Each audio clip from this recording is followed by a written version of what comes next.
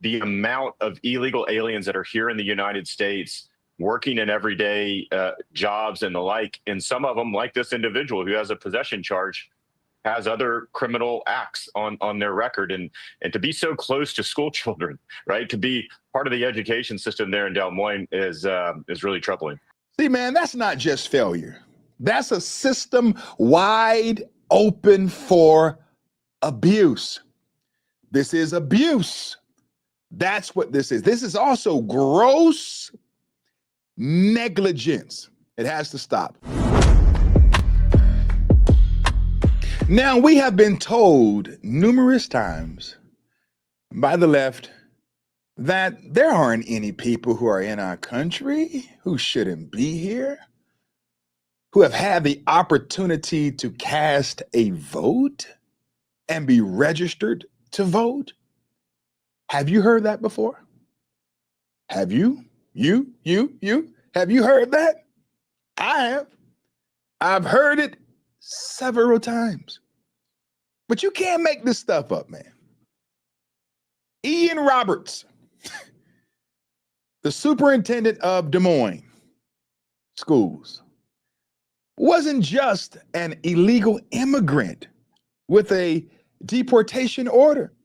He was caught with cash, weapons, and running from ICE. And the plot twist is this: he was also registered to vote in Maryland. The very thing the left swears. And I tell you what, I feel passionate about this. The very thing that the left swears never happens has happened, and possibly will continue to happen unless we pull the reins in. I want to show you this video right here. This is a sad travesty. Now, I'll be honest, when I first saw this, I was a little bit salty. I said, man, darn, you mean to tell me that the only person that they could find actually doing this, as we already knew that it was happening, that it had to be, my color?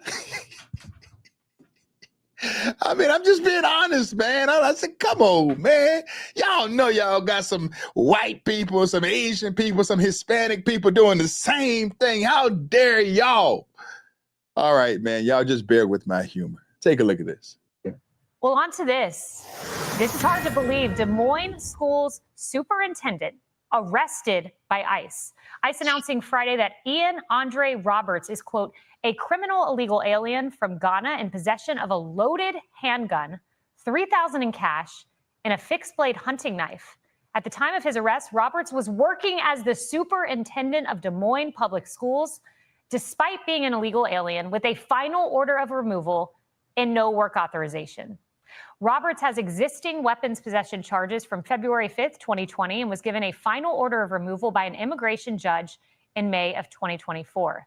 Absolutely stunning. Former acting DHS Secretary Chad Wolf joins me now.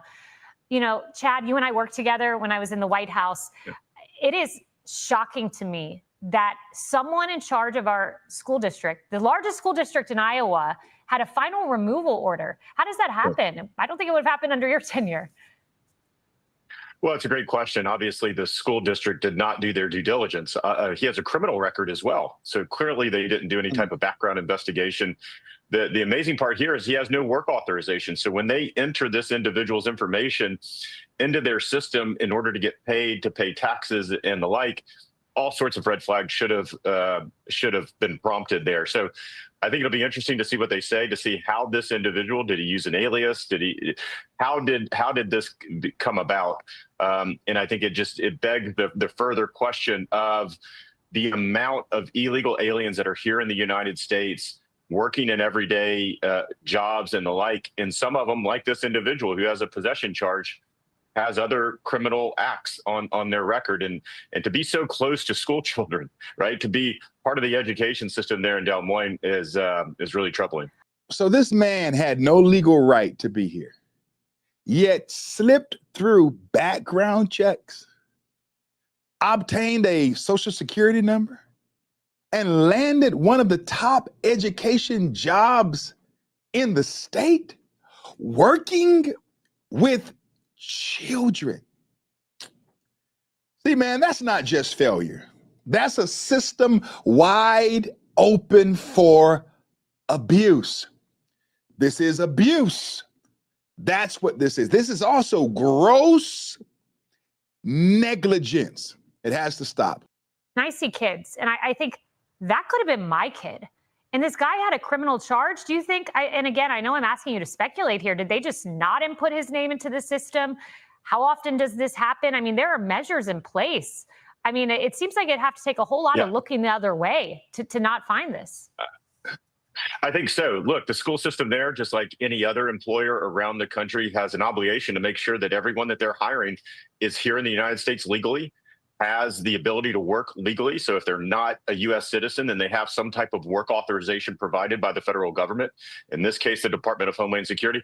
He didn't have any of this. And so the question is, did he provide a fraudulent social security number and was operating as someone else? And if not, I think there's a lot of questions that school system has to answer. And the question is, are there others there as well? Yeah, you know, Secretary Wolf, that's a great question. And back to our top story of the day, because I want viewers to understand, you were at DHS, Department of Homeland Security. Underneath that is U.S. Secret Service, who found this vast network of servers. Matt McCool from Secret Service had this to say. He said it would be unwise to think that there's not networks like this all across the country. You were at DHS. Do you think there could be networks of servers beyond New York in cities like Chicago, LA, Miami, all across the country? Yeah, there's no doubt. I agree with the agent there. I think this is a wake-up call, not only for everyday Americans, but just others involved in the fight here. And the good thing, which I heard the chairman say, is that we have agencies in the federal government, state and local partners, and others that are dealing with this each and every day. And we see types of incidents like this. We see probes. We see other things from nation state actors and others that get interdicted almost on a daily basis. Not all of them make the news. This is a significant one. This is concerning for a variety of different reasons. They can enable denial of service attacks and take down cell towers, as was mentioned here. So I think what this says is, because we have an open society, we need to rely more and more on our investigative powers that we provide to certain law enforcement intelligence agencies so that they can go about this and thwart this before it begins. But this should be a wake-up call. There are bad people that want to take down Americans and do Americans harm every single day. They reside outside of the United States, but they also reside here in the United States as well. It's terrifying, but it's great to know that Secret Service was on it. Secretary Wolf, thank you. Yeah. Ian Roberts entered the U.S. in 1999 on a student visa. He allegedly became a visa overstay and was placed under a final deportation order in May of 2024. So he initially came into the U.S. the right way. But when his visa is up, he has to leave. And I would like to say this, that although this guy has a past, it seems as if he was trying to do some good and work a reputable job and add to the greater community of Iowa. But you have to go through the proper process and/or channels. You have to. Now, my humor says, well, man, if you're going to be here illegally under this administration, you don't need to be out there simping for Joe Biden and Kamala Harris. Oh, no, he voted for the wrong party. I mean, y'all understand my humor on that. But here it is. He was arrested by ICE in September 2025. During a chase, he fled a traffic stop and abandoned his vehicle in a wooded area. Found in possession of a loaded handgun, as mentioned earlier, $3,000 in cash, and a fixed blade hunting knife. ICE classified him as a criminal alien. All right. Roberts became superintendent of Des Moines Public Schools on July 1, 2023. His annual salary reportedly exceeded $286,000 a year. At the time of his hiring, his immigration status was apparently not flagged, and he passed standard background checks and obtained required credentials. After his arrest, his administrative license was revoked and he was placed on unpaid leave. All right. Then the voter registration revelation. Man, this guy has a lot going on. He was also registered to vote in Maryland, adding another layer of controversy.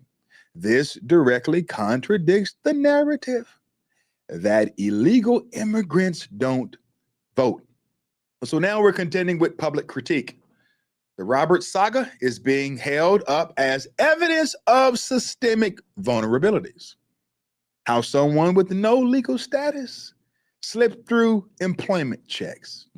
How did that happen? And then how he got a social security number, state ID, voter registration, and a high-level public office. How did that happen? And how radical empathy and bureaucratic gaps allowed this to happen. Critics mock his polished public persona, plaque-worthy quotes, I might add, when contrasted with his legal and immigration record. I wish this guy the best. I do. He had the right image, you know. He looked like an upstanding individual. But brother, listen to me, man. If your visa is running out, you know what to do. Go get it extended. Do what you have to do, my friend. Everyone wants to come to America. People are not fighting to leave this country. People are risking their lives to get into this country. I get it. People want freedom. They want liberty. They want opportunities. They want the American dream. They want the opportunity to work a job like Ian Roberts, making $286,000 a year, money that he would never see in his foreign country. People want that. That's available here. That's why when people tell people like me to hate America and death to America and America is a racist nation today and everything like that, okay, how do you explain this? How, if America is such a racist nation today, how do you explain this? And this brother was doing this in Iowa. This wasn't Chicago or Detroit. Oh no, this is in Iowa. IOWA, Des Moines. All right. Let me know what you think below, my friends, in the comments section. Am I right or am I wrong? Am I weak or am I strong? God bless you and God bless America. Do me a big favor. Like, share, and subscribe to my YouTube channel. God bless you.